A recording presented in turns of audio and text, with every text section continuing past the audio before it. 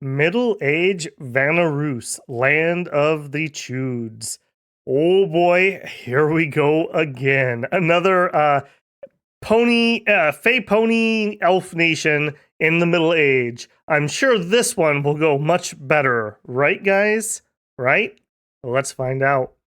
Rus is a land of harsh winters and short summers. When the Vanir arrived, the land was inhabited by humans and Chuds, an exalted race of great strength and beauty. The Chuds and the humans had intermingled, and neither race dominated the other. The Vanir came as explorers and traders, but conflict over a sacred site led to war. The Vanir were victorious and founded the city of Novgard at the ancient site. The Chuds and the humans of Rus joined causes and tried to drive the Vanir out. But the humans were weak and easily tricked by the illusions and magic of the Vanir. Soon, the Chuds found themselves at war with the Vanir as well as their former human allies. Then arrived the Black Knights of Ulm. The former conflict between Vanir and Chuds ended, and 3 people of Rus rallied under Novgorod to defend their home. When the Olmec threat was averted, a kingdom had formed under the rulership of the Vanir. Humans comprise most of the Vanarusian population, a large portion of Chuds, and a precious few are Vanir. Most of the Vanarusian armies are human infantry. The elites of the kingdom are mighty Chuds and Vanir. The people of Vanarus prefer a cold climate. National features. Our races are humans, we have some Chuds, and a precious few Vanir. All Vanarusian peoples have partial cold resistance and prefer cold scales of +2. For military, we have human medium infantry, Chud Herdmen and skin shifters, and sacred Van infantry. Magic-wise, we have a little bit of air, and we have some skill in everything except for astral, and we have quite a few summoned beings of Rus. We have the same lineup as the early age nation. For priests, we have medium, but they're expensive and few. That is our Vanabog here. And we can perform blood sacrifices. For scales and blesses, we have a cold limit of +1. We build the standard forts of the era. That means up to castles. For sites, we have 2.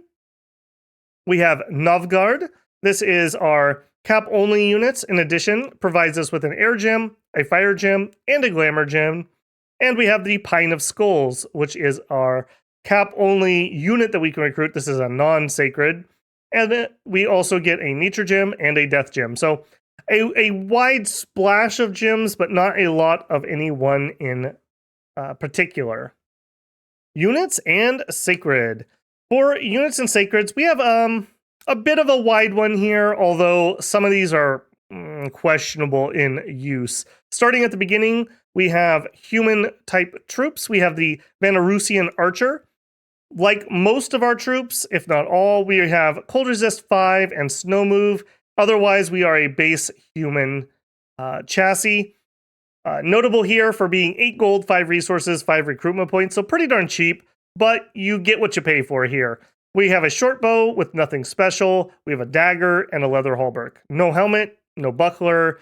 As a middle-aged troop, this is pretty bad. I will give it the fact that this is very cheap at least. So if you're going to use some, maybe try to counter battery some more expensive crossbows. If the crossbows are not particularly well armored, could be a thing. Other than that, I'm not in love with this chassis. They are exceedingly cheap for 1.0 siege strength. I guess that's something of note. Next up, we have the Vanarusian Huskarl. This is a spear wielder. He is wearing a ringmail hauberk, has an iron cap and a shield, and a javelin. So a pretty standard human infantry. Again, we've got our Vanarusian cold resist and snow move. We're up to 10 gold, 12 resources, 9 recruitment points. This is kind of blah in my opinion. In early age, this would be fine, but in middle age, we're not hitting that like 16-ish protection. Being able to poke through that's pretty important in my book, and these guys cannot do that. They're also not particularly well moraled. So these guys to me are maybe sitting on the sides trying to catch some cav charges. Maybe they could throw in their javelins. They're at least somewhat armored. I mean, 11 protection's a lightish troop in middle age, but they've got a cap, they've got a shield at least. Overall, kind of blah. Next up, we have the Vanarusian Huskarl. This is similar, but now he's traded out his spear for an axe. Again, 10 attack for 18 slashing damage. Well, now at least we can hurt things, so that is an improvement there. Otherwise, we are armored the same as before. The same use cases you would have for having an axe over a spear. You're fighting things that aren't going to repel you, possibly. 18 slashing damage is enough to damage shields, so maybe you're fighting somebody who you'd like to break their shields on. 18's decent enough to hurt line troops if you're not fighting somebody that is going to repel you a ton. They have a use case, but again, just not super impressive. Next up, we have the Vanarusian Hirdman. This is a slightly better version of the spear troop. We have 11 morale now. We have a little bit better training, so we at least have an 11 attack with our spear. Same problems, though. 13 pierce damage isn't enough, in my opinion, for most middle-aged fights. Same use case, but they're a little bit more expensive. They're a little more costly. Not super duper in love with them. They did trade up to a ringmail cuirass, so they do have protection 13, which is at least a little bit better. Next up, we have the Vanarusian Hirdman, second time around. This guy has the axe instead of the spear. Again, same exact use case. We have the +1 attack and the slightly better armor. If you have the resources, I would just take these Hirdmen over the earlier units just for the slightly better gear and the slightly better training. Next, we have a Vanarusian Hirdman with a broadsword. Now, broadswords are interesting in the fact that they actually give you +1 attack. So we are up to 12 attack with 16 slashing damage. So this at least is an acceptable line unit, in my opinion. We can hit that 16, at least have a chance to break through that armor.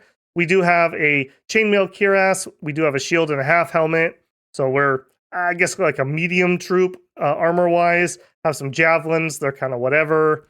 Good against like indie barbs and whatnot, things that don't have shields or great armor. So this is okay, but nothing to get excited about, especially paying 12 gold, 19 resources, and 14 recruitment points for it. Next up, we have the Vanarusian Berserker. Now this is finally a more interesting unit. 15 gold, 17 resources, 21 recruitment points. So a little on the pricey side. We have the standard cold resistance, no move.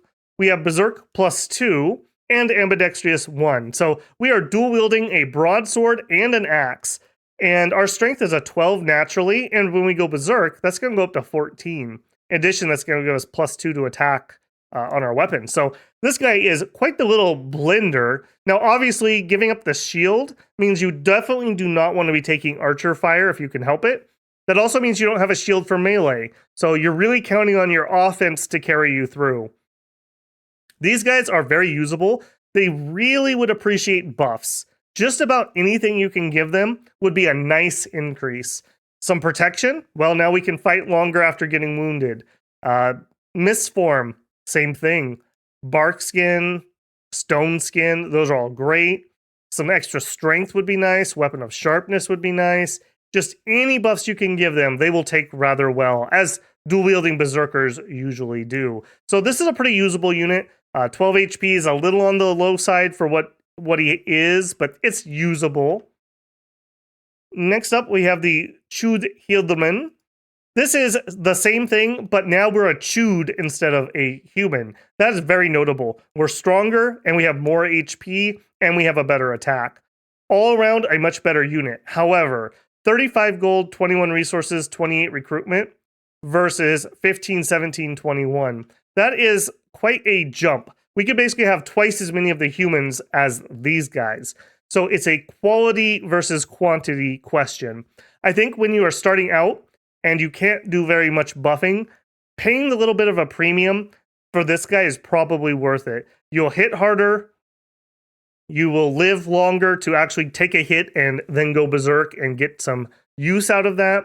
But later on, when you can actually buff people, I feel like the other one's better because 2 to 1 is quite a big difference in numbers there.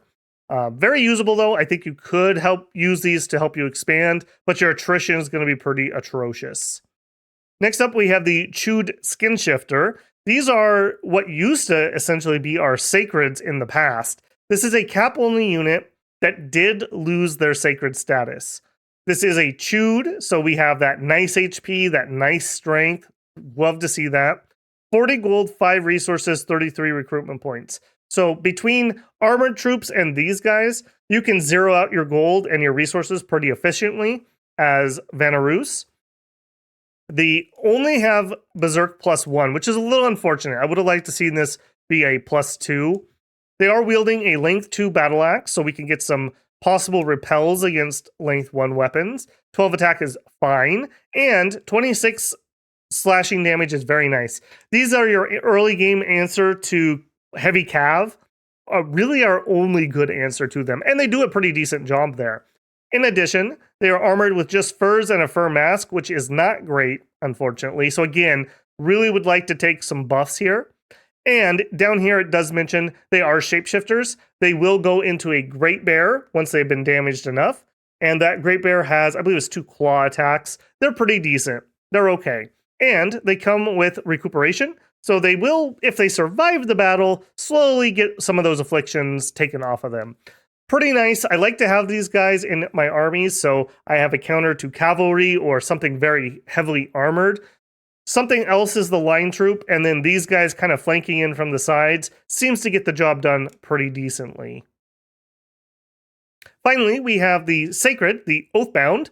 What a mediocre Sacred this is. 35 gold, 22 resources, 25 recruitment points. This is a... What are you? Yeah, you're a Vanir. So this is one of our stealthy boys. 14 HP, 12 strength, decent stats here. They are sacred, cold resist, snow move, stealthy. They have glamour, and they have a high bodyguard stat. Now, unfortunately, this is just a human plus chassis with human plus gear. So we're quite good with our broadsword, and we do hit hard enough to actually be viable. In addition, we've got that glamour, which is really nice for like a line type troop. We're wearing a chainmail hallmark, a half helmet, and we do have a shield.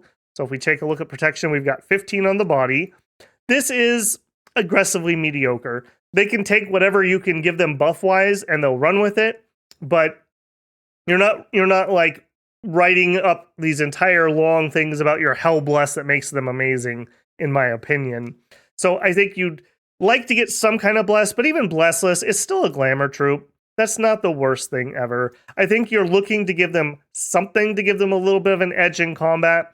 They would be an okay center point for a formation, but beyond that, I'm not super duper impressed with them here. If we take a look here at resources and recruitment points across all of our troops, this is about a 1-to-1. This is heavily in favor of recruitment. This is in favor of recruitment.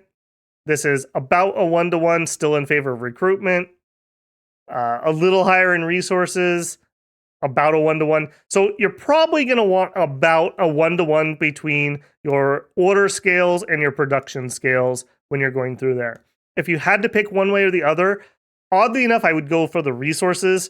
The skin shifters are our major outlier for recruitment points, and they are cap only. So while they are very good, unfortunately, we can only get them the capital. If these could be recruited anywhere, that would definitely be a big help, but that is not the case, unfortunately. Heroes, commanders, and profit. For commanders, we have a okay lineup, I would say. We have a pretty standard scout here. He does come with some cold resistant and has snow move. 35 gold is absolutely fine for that. For our Vanarusian Hearse, this is our first leader here. He only has 75 leadership. He is wearing light, but a full set of gear. Well, I shouldn't even call it light. He does have the chainmail hallmark, so 15 protection. That's all right. He is just the hardy Rusian stock here. He's not something special. He's fine. Unfortunately, he's only 75 leadership, so not the best at moving our troops around. Next up, we have the Vanarusian Jarl. This is a sacred. He is cold resist and has snow move. Now, 125 gold, 13 resources is a little pricey, but he's only 1 recruitment point, so you can get 2 of them at a time when you need them. He has the slightly better than human stats, including some extra magic resist and morale, and he does have 100 leadership. So he does okay. It's unfortunate he doesn't at least have a shield and a helmet. That's a little bit of a glaring loss there. Next, we have the Vanarusian Gold. This is a priest level 1, sacred, cold resist, snow move. This is a Chud, I believe. Yeah, I think he's a Chud. Actually, no, this is just a normal Rusian because he's only 12 HP. Very low protection. He only has a leather cuirass. He does have an axe, not a battle axe. It's your priest level 1. They're not super duper impressive, unfortunately. Next, we have a Chud Jarl. This is another priest level 1. This is the actual Chud chassis. He is wearing a chainmail cuirass, no hat, no shield, unfortunately. Does have the 100 leadership, 170 gold for him. So a pretty pricey little guy here. He does have leadership. He can bless, but that's kind of whatever, frankly. Next, we have the Vanarusian Sage. This is our main researcher. Low morale at 9, 15 research because of his adept researcher plus 4. For only 190 gold, that's not too bad. He comes in at just on the line for being efficient. He comes in with 1 air and then 2 different 100% paths. You get 1 of fire, air, earth, nature, and 1 of death, glamour, blood. Now, there's some interesting cross paths that you can get there, but unfortunately, you're going to end up with a lot of guys that just kind of have a couple 1s. Those are not very usable for combat. Nice enough for site searching, nice enough for research. It's unfortunate. You used to have an easier time of getting Air 2s. Now only 1/4 of them will be Air 2. Air 2 is important because we would like to be point bluffing Mist Form, in my opinion. Or at least that would guarantee us that we can do some lightning bolts. But now that's 1/4 of them are going to actually have that. So a little difficult to use as an actual combat mage, unfortunately. Next, we have our cap-only Sacred. This is the Venabog. Fey horses, man. Fey horses, I swear. This guy is slow to recruit, cap only, 520 gold. You get Air 2, Death 1, Glamour 1, Blood 1, Priest 2, and a random of Fire, Air, Death, Glamour, Blood with an additional 10%. I wouldn't count on that. So, not super great. I mean, Fire 1, there's some decent crosspath things here. Some of these guys will be able to do Shroud of Bewilderment. Some of them will be able to do Awe. Some of them will be able to do Dread. Everyone at least can do Personal Misform, Personal Flight. That's at least a little bit of a saving grace. But for a cap-only slow to recruit, these aren't going to be the best things for thug builds, so we can't kind of recoup that. They're also riding the infamous Fey Horse, which loves to take bolts and just randomly die, or even just get hit in melee and just die. So you're going to want Misform. You're probably going to need to forge a piece of barding for them. For overall, kind of a meh mage. If you do end up with Air 3, you do have access to gym yourself up to Storm. So at least you can get that up and running. If you get yourself as a Glamour 2, you can double gym up for Twilight. That's at least something. You do have some blood, so you can do some kind of junky Sabbaths. I'm not in love with this guy. I think he's overpriced. I don't know why he's slow to recruit. I don't know why he's cap only. What a letdown. What a letdown here. Finally, we have 2 non-fort forest recruits, both of which require just a lab, so you don't need full infrastructure at least, but they also go away if you fort your forest. So this is an unforted forest lab where you're recruiting these, which makes them slow to recruit, unfortunately. What do you get? Well, we have the Vaidma. She has water, earth, nature, and a random of fire, air, water, nature. Again, a lot of widespread low pathing. That's very hard to use. You can get a nature 2, so you could build thistle maces for yourself. You can get a water 2. That's vaguely useful. Unfortunately, we don't get up to Earth 2, which is kind of the usability point for most Earth mages to Earth power and then do Earth buffs. So kind of an oof there. They do have Inept Researcher. So for 152 gold, you only get 11 research. So these are much less efficient than getting our sages. So how many of these are you going to get? I'm not certain. I think we'd like to fish for a water 2. I think we'd like to fish for a nature 2. Beyond that, I'm not certain. They do have access to Moss Body, I suppose, but Moss Body has been nerfed quite heavily since 5. But next up, we have the Vidun. Again, this is a non-forted labbed forest recruit, which makes him slow to recruit. 215 gold for him. I should say she is 190, so she's a bit cheaper. He brings in fire, air, earth, nature, and gets 100% random of fire, air, water, nature. So you could get the nature 2 here. You could get fire 2. That's pretty usable. You could get air 2. That's pretty usable. Again, they are inept researchers, although they're just as bad, essentially. 13 research for 172 gold per year is not a good price to be paying for them. I think you do probably need these because you're going to need something for combat magic, but man, you're just not going to be happy about it. You're just going to be sad. If he rolls a water, you have a 5-path mage that has a single path in every single one of those. Decent for doing some quick site searching. There you go. I'm not super in love with these. I really wish we were guaranteed a linked path or something. Like, give me a fire 2 any day. Give me an air 2 any day. Give me a 2 in any path any day. Rather than these super duper wide path mages. Do note, we do have a lot of magical summons we can do. So having decent magical leadership is something that they have. Much higher than the sage. Sadly, I think the sage is better, and I think we're mainly just fishing. We're mainly just fishing for those air 2s. There can be some other pathing that's just interesting. Glamour and fire, glamour and air. That opens up some stuff for sure, but these are not like easy to use, ready to go mages. You have to do a lot of thinking, a lot of research, and a lot of scripting to try to make them useful. And I think a few of the combinations are frankly just not very usable at all, which is disappointing to say the least. For profit, I think we're probably looking at the Chud Jarl. He's got 19 HP. We'll have to craft him a shield and a helmet. He doesn't have much else to do. Has a map move 14. I should mention, we have garbage map move 10, 14, 10, 12, 12, 12. Even with our snow move, we are generally never going to move more than a single square. It will be exceedingly rare if we find someplace we can move to. So we're going to be really, really slow getting around. Luckily, we can summon in some Holy Threes if we get a little bit lucky and we site search really lucky and we build a pretender to do it. So there is at least that. But yeah, this is going to hurt. And we could do a Vanabog. They do have 26 map move.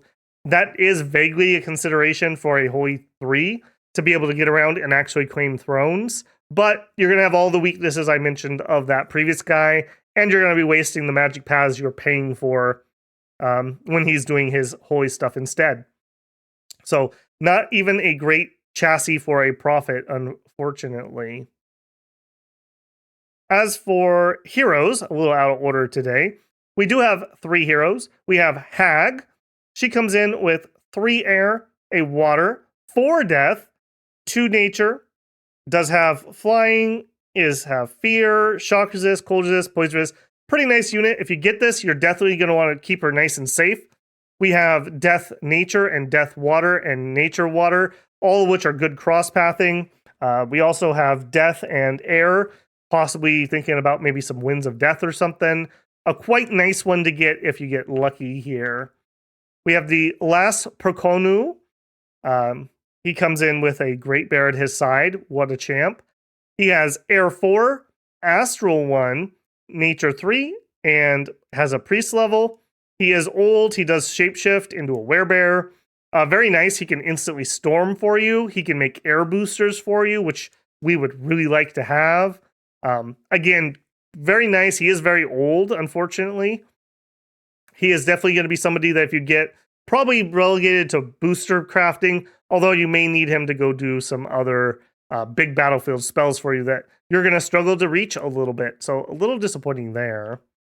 And we have the Varyag. The Varyag is a van adventurer. He has Air 2, Death 1, Glamour 2, Priest level 1. He is old, inspirational, so you do get that +2 for up to 3 squads. He's a leader. He'll do leader things. Nothing too much to write home about here, unfortunately.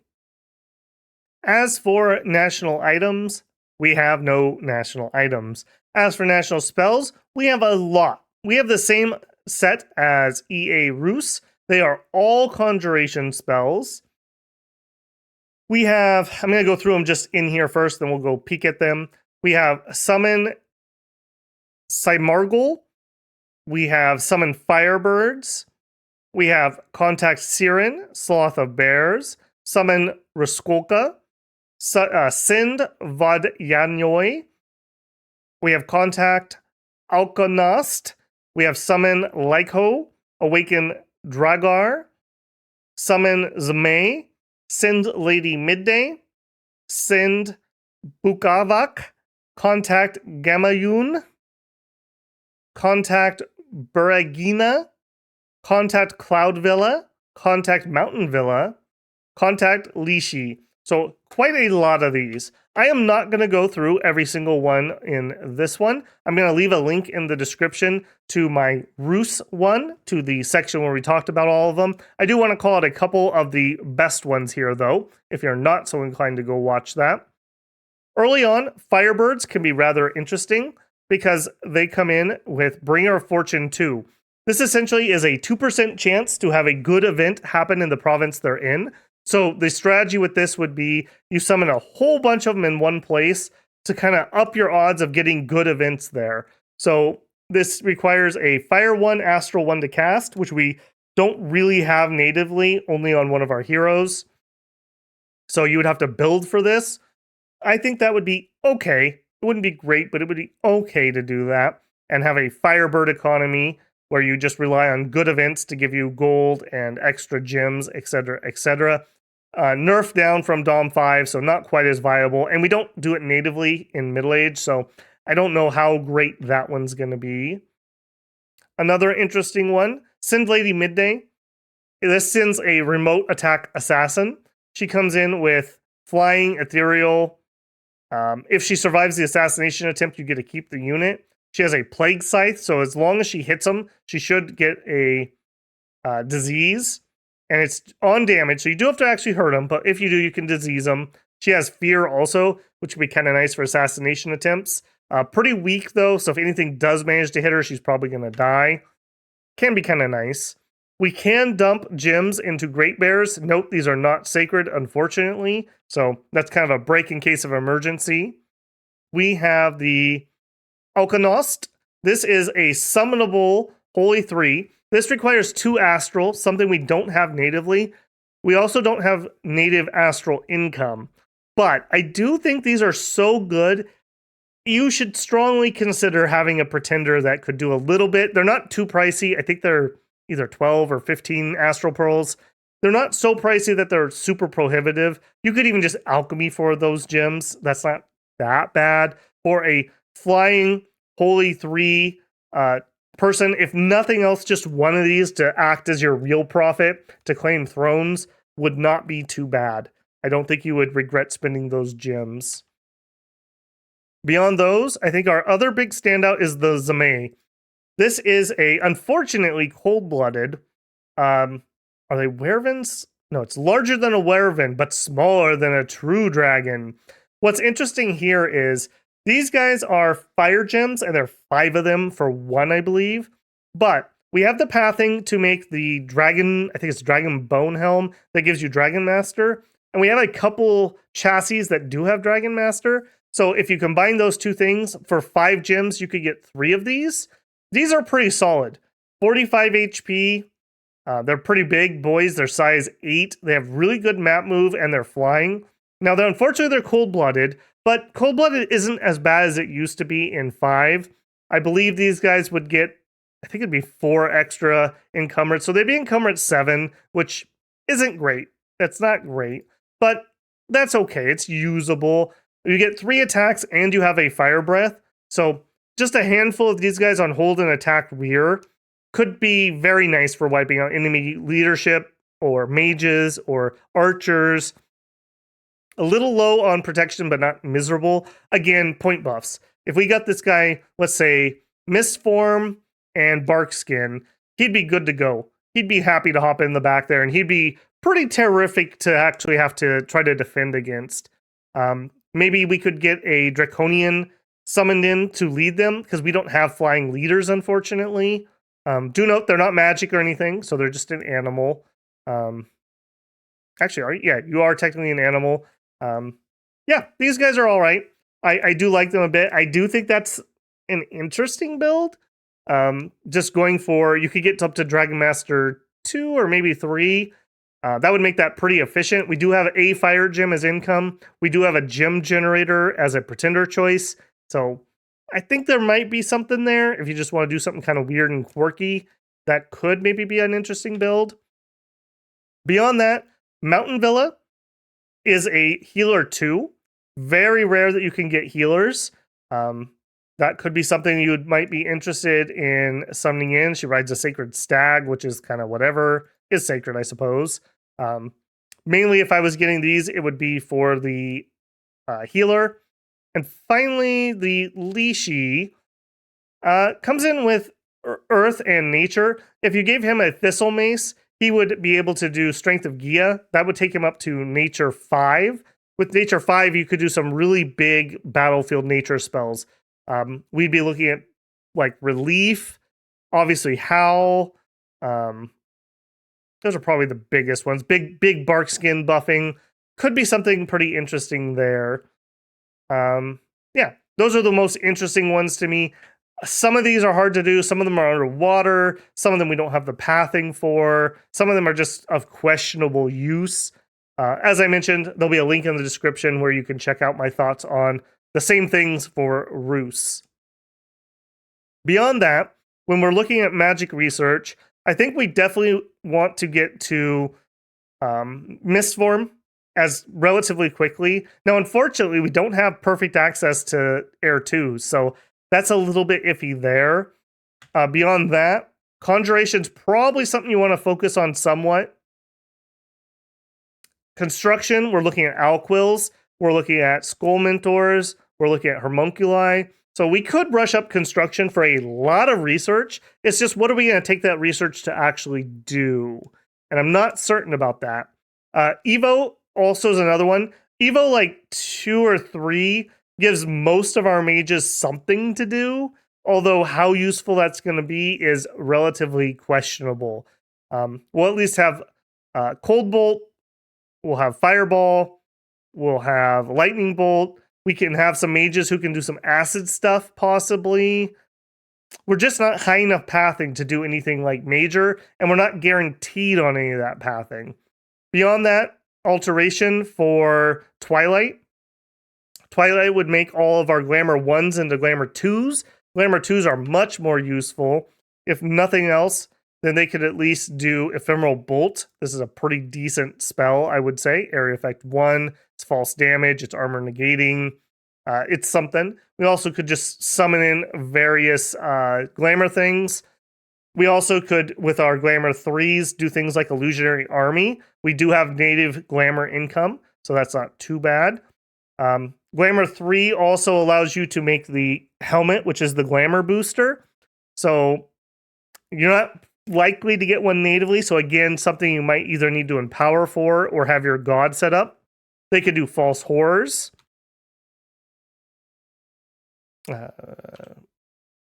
Wailing Winds is something that we might be able to stretch ourselves to do. So in order to do Wailing Winds, though, we would need a Glamour 3, because we're going to spend 1 gem to go up to 4 and then 2 gems on the actual spell.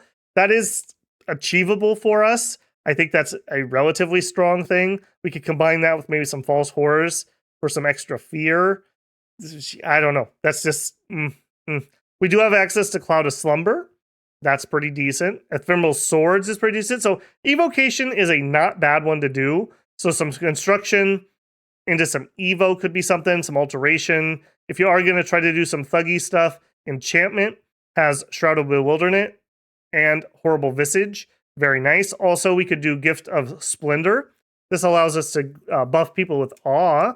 I don't know how many Glamour 2 fires we're going to get, though. So we're probably looking at Twilight first in order to be able to cast that. So you can see my frustration with this mage lineup, and just being so bloody wide, but never getting a reliable mage that I know is going to be able to do something. It's all just kind of a crapshoot with them. Okay, so let's bring that together. Middle-aged Vanarus is a nation that just isn't really equipped for middle age. We don't have crossbows. We don't even have longbows or composite bows. We're still using a short bow, so that's kind of out. Our troops are fine. Like, these aren't horrible, but they're not equipped to fight most middle-aged things, which you're looking for 16 protection. They probably also have a shield. We do have some berserkers that are pretty usable. We have a pretty mid to mediocre sacred. We do still have access to some skin shifters. I do think those are valuable for at least having some kind of answer to cavalry. Although no, we have no magic weapons, so nothing that will help us there. We have no flying leadership for some of the summons that we could do. Our thug-ish chassis is cap only, slow to recruit. None of these guys particularly scream to me as of, hey, I can actually thug, so that's kind of out. We're a nation that just doesn't have a lot of win conditions, unfortunately. We can expand okay. We can research pretty decent. So I think you're looking at probably going with something out of Conjuration to try to get through there. Maybe we should set ourselves up to be summoning in Unseelie. Unseelie are pretty strong. They like the cold. We can do cold. That is one avenue. So we're looking at Glamour Nature crosspath on probably a pretender to be able to actually summon those in. That might be one avenue. I'm a little stuck here. I just don't see a lot of like, oh, that's the strategy that I can follow to win. In addition, we're not a great expander. So an Awake expander would actually be pretty useful. It would actually be kind of useful to get out there and get some territory. We are pretty efficient in the early game of turning money into troops. So we can, once we get the ball rolling, get some pretty decent early troops, but they're going to peter out once other people are bringing in their best line troops and actually having good magic to support them. Whereas we're struggling with this weird hodgepodge of low-level buffs and low-level attacks. I don't know.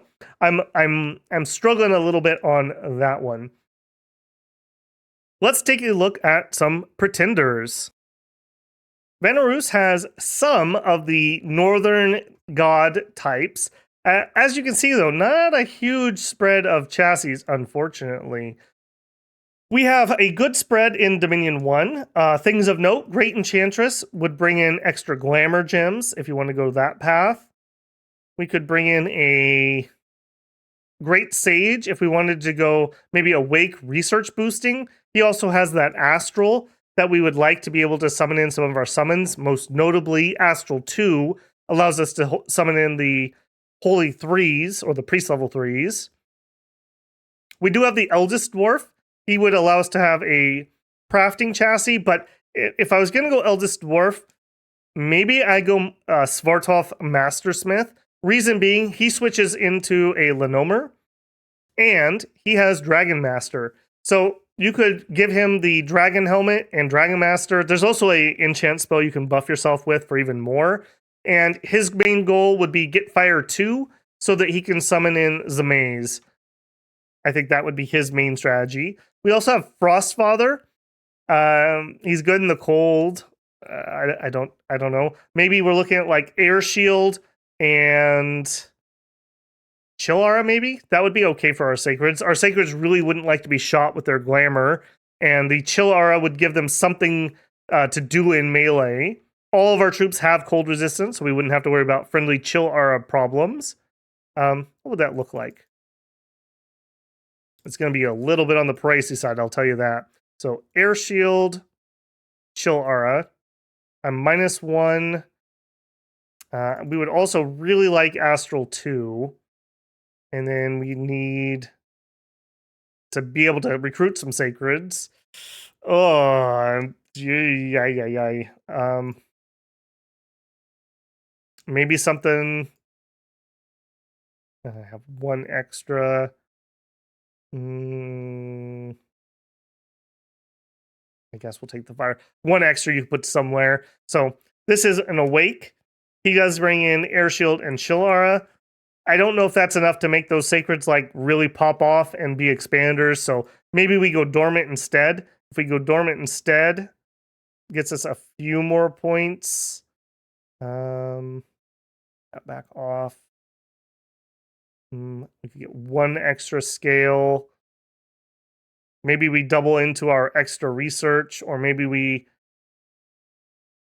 I don't know, geez, maybe some extra research. Something like this. This seems playable. Maybe I'll even save you. Fjolnir. Not super duper impressed with that, though. Beyond our tier 1s, we have the Linomer. I think if you take the Linomer, though, you probably just take the Master Smith. Getting the extra smithing, I think, is probably worthwhile.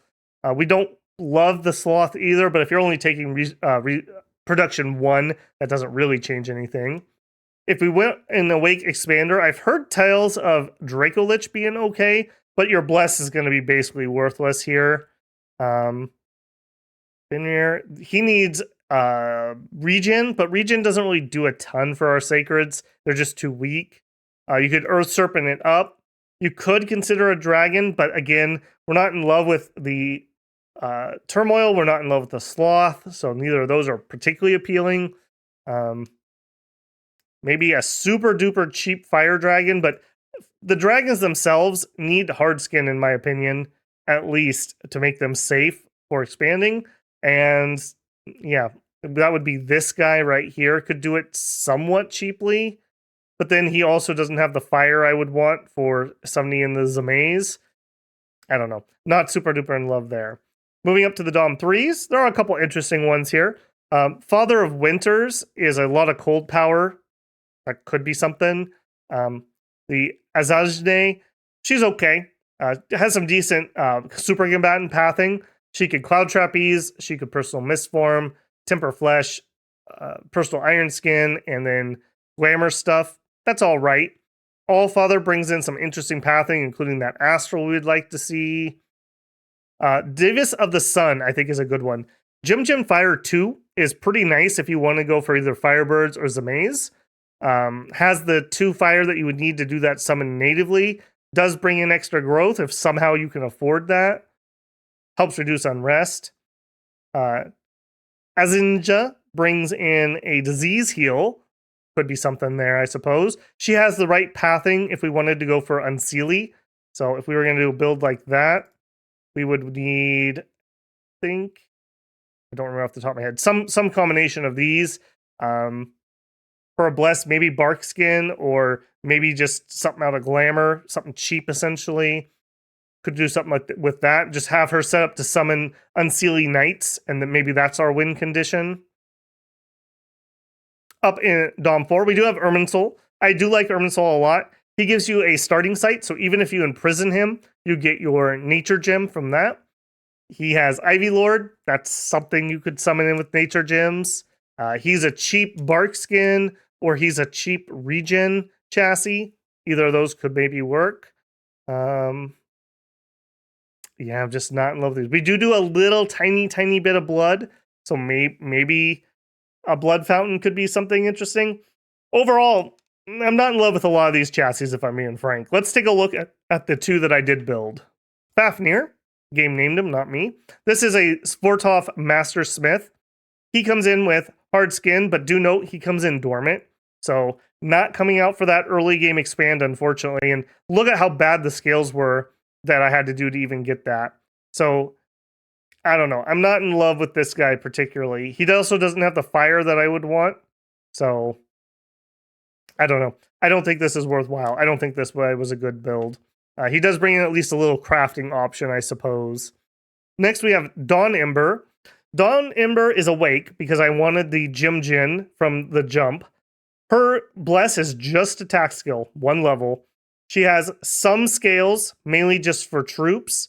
And her pathing is specifically for summoning in Zamaze and summoning in Alkahosts. So that is her only real job. In the early game, she can help you do some research. That extra gem income gives us 3 fire gems per turn. So if we can get to Alt 1, we can have one of our other mages cast Distill Gold. having some early gold, we can easily turn those into troops, or we could maybe get up an early lab or second fort. Could be something vaguely useful. And then as we climb up the research, she can summon in firebirds for you and or transition into being a Zamei summoner. So kind of blah though. She doesn't have a lot to do outside of that. She's vulnerable to magic duels. So you probably wouldn't want to take her into a lot of fights. She's not a stellar researcher or anything. This is what I did most of my testing with, and I wasn't super duper impressed. So this is an instance of I am really looking for some feedback on what other people are having success with. When I went trolling through my normal spots where I do research, the only thing I saw people like really singing the praises of was the Draco Lich.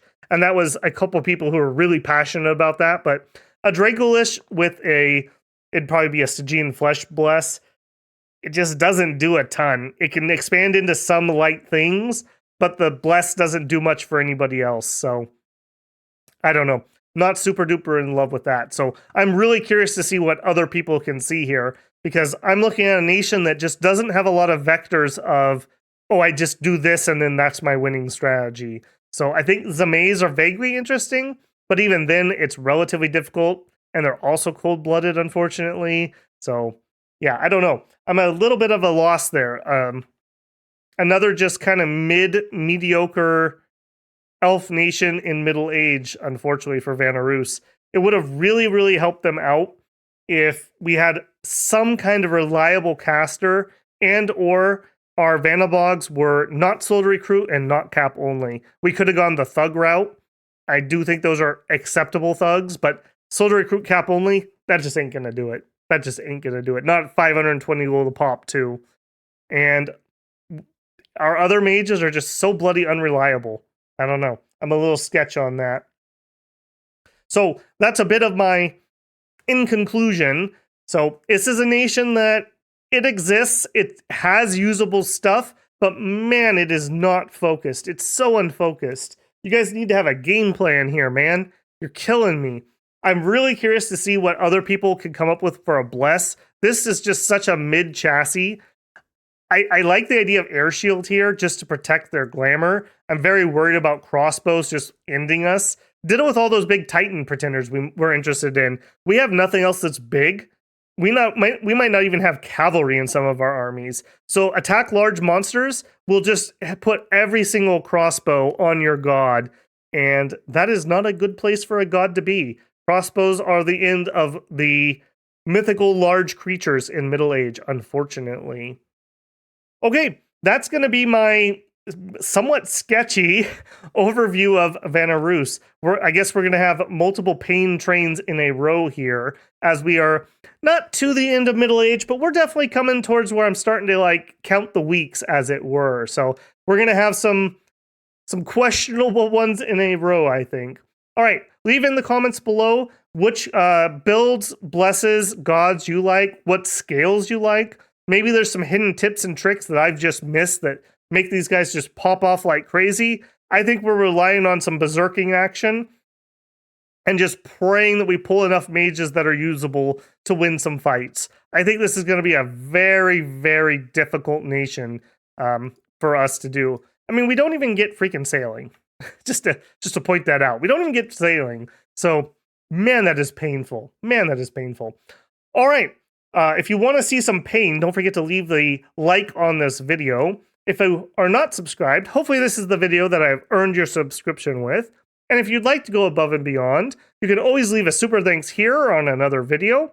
Consider joining us live on stream and super chatting in, or becoming a member of the channel. As a member of the channel, you get early access to pregame videos such as this, usually about a week in advance, in addition to whatever else I'm working on. Often goes up as members first content. So you can be the first to check out whatever's new and upcoming. And beyond that, just supporting the channel is much appreciated. The support allows me to dedicate the time I spend on the research, the production, the streaming, etc., etc. All right, builders, get out there and make a snowman or maybe a strategy, one or the others, and I'll catch you on stream. Babble out.